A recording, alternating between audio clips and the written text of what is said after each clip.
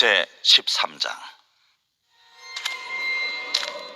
너희 중에 선지자나 꿈꾸는 자가 일어나서 이적과 기사를 네게 보이고 그가 네게 말한 그 이적과 기사가 이루어지고 너희가 알지 못하던 다른 신들을 우리가 따라 섬기자고 말할지라도 너는 그 선지자나 꿈꾸는 자의 말을 청종하지 말라.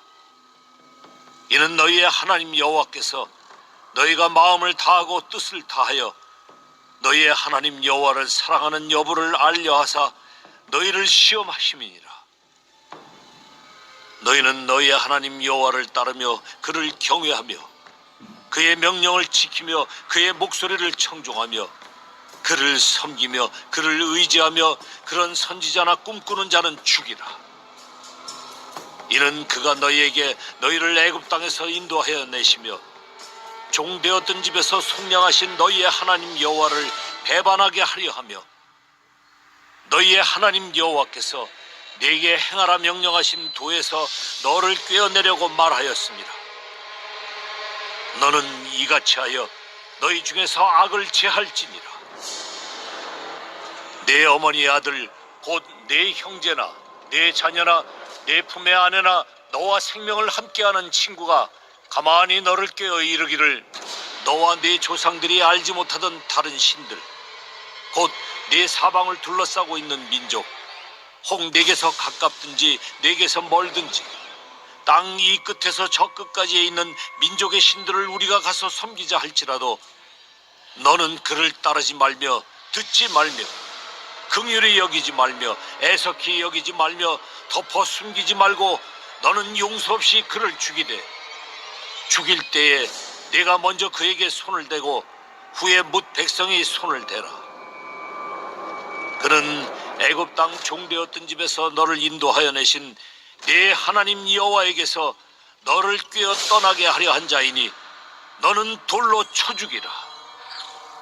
그리하면 온 이스라엘이 듣고 두려워하여 이 같은 악을 다시는 너희 중에서 행하지 못하리라.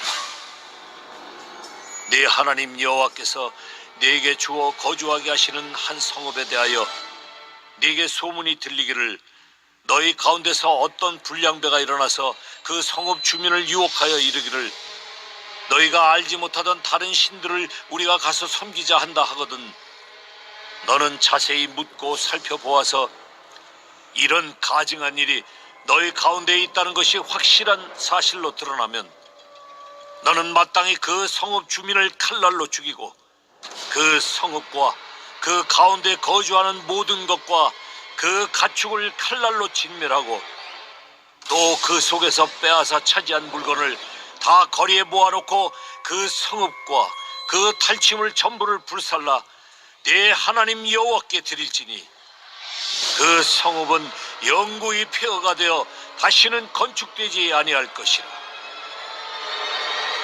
너는 이 진멸할 물건을 조금도 네 손에 대지 말라. 그리하면 여호와께서 그의 진노를 그치시고 너를 긍휼히 여기시고 자비를 더하사 네 조상들에게 맹세하심같이 너를 번성하게 하실 것이라. 네가 만일 네 하나님 여호와의 말씀을 듣고 오늘 내가 네게 명하는 그 모든 명령을 지켜 네 하나님 여호와의 목전에서 정직하게 행하면 이같이 되리라. 오늘 본문에서는 이스라엘 백성들로 하여금 우상을 숭배하도록 미혹하게 만드는 세 부류의 사람들을 소개하고 있습니다. 그리고 우상을 숭배하도록 미혹하는 사람들과 그들의 미혹에 넘어가서 우상을 숭배하게 된 그런 사람들에 대한 단호한 처벌이 요구되고 있습니다. 이스라엘로 하여금 우상을 숭배하도록 만드는 사람들은 누구인가? 1절에 보시면 너희 중에 선지자나 꿈꾸는 자가 일어나서 이적과 기사를 네게 보이고 라고 하죠. 이스라엘로 하여금 우상을 숭배하도록 만드는 첫 번째 부류는 누군가 하면 바로 거짓 선지자들을 들고 있습니다.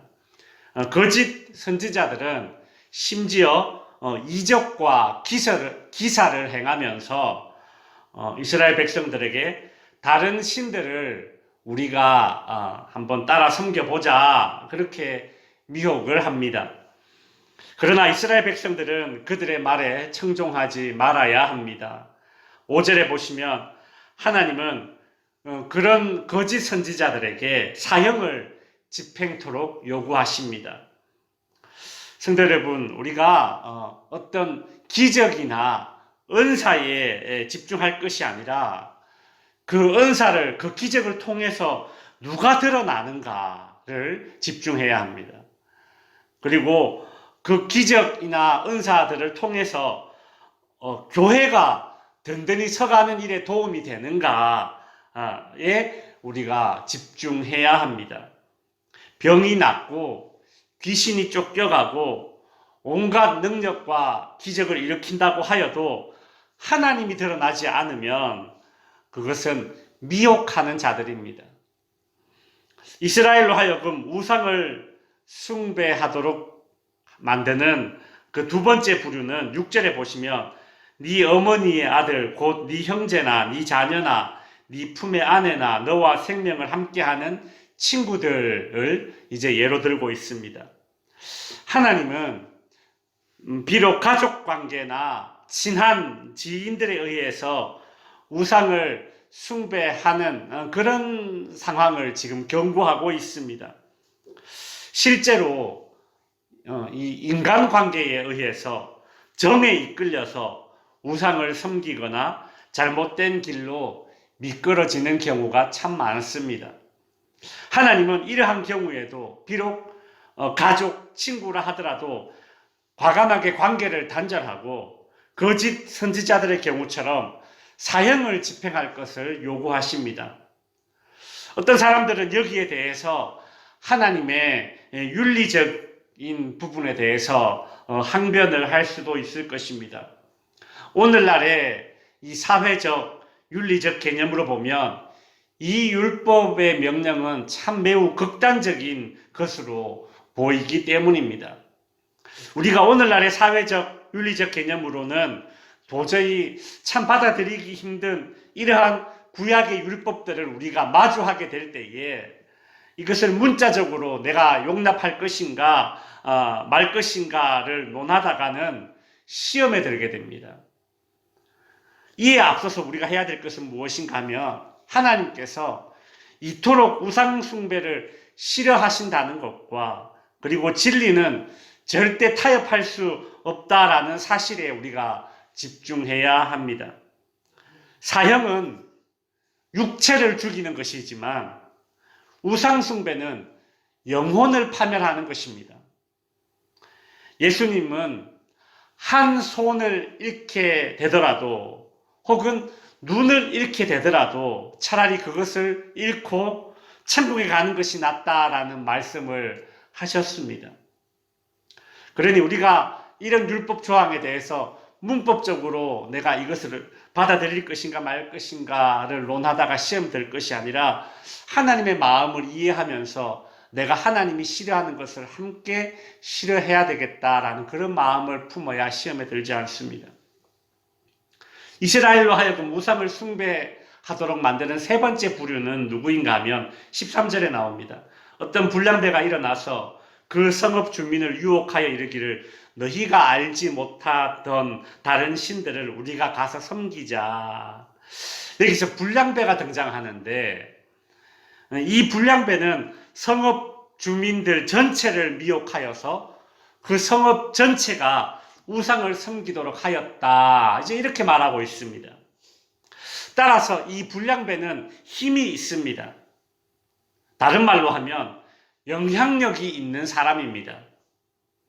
정치력이든 경제력이든 언변이든 지식이든 존경받을 만한 어떤 그런 인간적인 경력이든 이러한 영향력을 이용해서 성읍 주민 전체를 미혹하여 우상을 섬기게 하였다면 이전과 동일하게 사형을 집행해야 합니다. 특이한 것은 그 성읍 자체를 폐허가 되게 하라. 그래서 다시는 건축이 되지 못하게 해야 한다라는 조항이 덧붙여 있습니다. 그 성읍이 집단적으로 배교를 하였기 때문에 그 성읍을 폐허가 되게 함으로써 집단 자체에 사형 선고를 내리는 것이라고 할 수 있습니다. 말씀을 정리하겠습니다. 우리는 오늘 본문을 통해서 하나님이 우상 숭배를 얼마나 심각한 죄로 간주하는지를 참 새삼 깨닫게 됩니다. 하나님이 심각하게 여기는 것을 나도 함께 심각하게 여길 줄 알아야 합니다. 하나님을 심각하게 여기시는데 나는 대수롭지 않게 여기다가 우상 숭배에 미혹되기 십상이고 결국 육체의 죽음보다 더 심각한 상태, 즉 영혼의 파멸의 상태에 빠지게 될 것입니다. 인간들로 하여금 영혼의 파멸과 죽음을 가져다주는 이 우상 숭배를 유혹하는 수단들 매우 다양했습니다. 오늘 본문에 보면 첫째가 이적과 기사를 보고 미혹되는 것이고, 둘째가 인간관계나 정에 이끌려 미혹되는 것이고, 셋째가 영향력에 의해서 미혹되는 것이었습니다. 성도 여러분, 사람마다 취약한 부분이 있습니다. 나는 어떤 수단에 영적으로 취약한지를 잘 알아야 합니다. 나의 취약한 부분을, 영적으로 취약한 부분을 일컫는 것이죠. 나로 하여금 죄를 짓게 만드는 영적으로 취약한 부분이 무엇인가를 잘 스스로 깨닫고 인지하여서, 또한 우리가 영적인 긴장감을 가지고 참 하나님이 싫어하는 것 함께 싫어하고, 하나님이 좋아하는 것 함께 좋아하며, 하나님이 경계하는 것 우리가 함께 경계하면서 그렇게 신앙생활 할 수 있는 저와 여러분이 될 수 있기를 바랍니다. 기도하겠습니다.